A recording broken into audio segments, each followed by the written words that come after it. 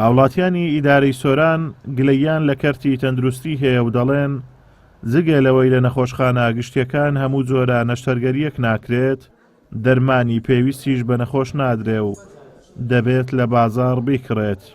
بەداخەوە لە وڵاتی لە کوردستان کەرتی تەندروستی زۆر کەم و کوڕی تێدایە بەڕاستی.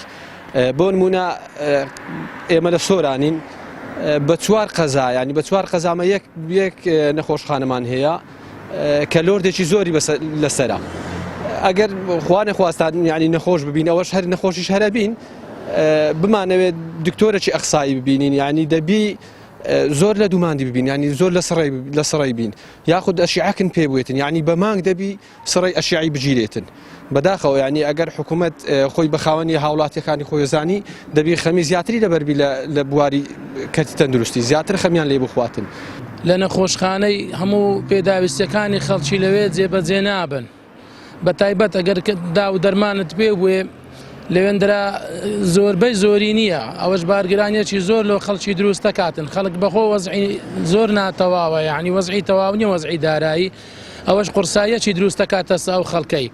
وەڵڵا من وەکو هاوڵاتێکی قەزای سۆران کە پێڵێن قەزای سۆران، ئەمە قەزای سۆران نیە، ئەمە عەسابی محافەزەی لێ بکرێت لەبێ ئیش و کاری چار قەزای لێ ڕایی ئەکرێ. ئێستا بوو بە ئیدارێکی سەربەخۆ و داواکارێن حکوومەتی هەرێمی کوردستان زیاتر خزمەتی ئەم هاو خەڵکانە بکات لە ڕووی تەندروستیەوە، لە بڕی ئەو خەڵکانی سەردانی ئەم نەخۆشخانەیە ئەم شارێ ئەکەن خەڵکی قەزای دەڤەری باڵەکایەتی تێکۆشەر و دەڤەری ڕواندز و خەڵکی لای منتقەی بارزانن، خەڵکانێکی تێکۆشەر و خاوە شەهید و ماندوونە ناسن و داواکارم لە حکوومەتی هەرێمی کوردستان ئاوڕێکی باشتر لەم قەزایە بداتەوە و لەو خەڵکە بداتەوە.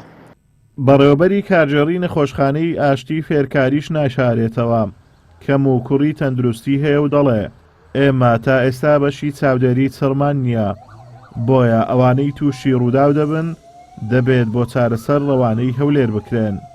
گلەی هەردە هەویتن ئەوە تشتێکێک و ئەس نەشم بشارمەوە بەلێ ڕاستە لە هەموو دنیایدا لە هەموو مستەشوایەکی حتا لە مستەشوایەت ئەهلی هەموو نەعبە جورە دەرمانێک نییە، بەس ئەس دەشێم بێژمەدە زوربێ دەرمانۆمەیەتەی، یعنی ئەو نەخۆشە سەردانێمەتکەن ئەگەر لە 5 ئایتەمە یەک ئایتەم نەبیت نەکو دەرمان بەلێ یەحەی ئەو کەسێ تووشی هەندێک حادیسات بنیان هەندێک نەخۆشیەدی بەشێک هەیە بناوێ ئارسیۆن چاودێریە چرکێ پێویستە نەخۆش لەوێرە عینام ڕەکەزە داخل بکرێتن کو داخەوە هەتانو کە ئەو بەشە لە مستەشوا سوورانیە و بەس بەرێبەری گشتی تەندروستی سووران هەمە محاولەیەت کاتن لە سەخەتە کو زیاترین کاتن ئەو بەشە بکرێتەوە بۆیەدی پێویست ناکاتن ئەو نەوە حاڵەتانە ڕیفێرە هەولێرە بکەن.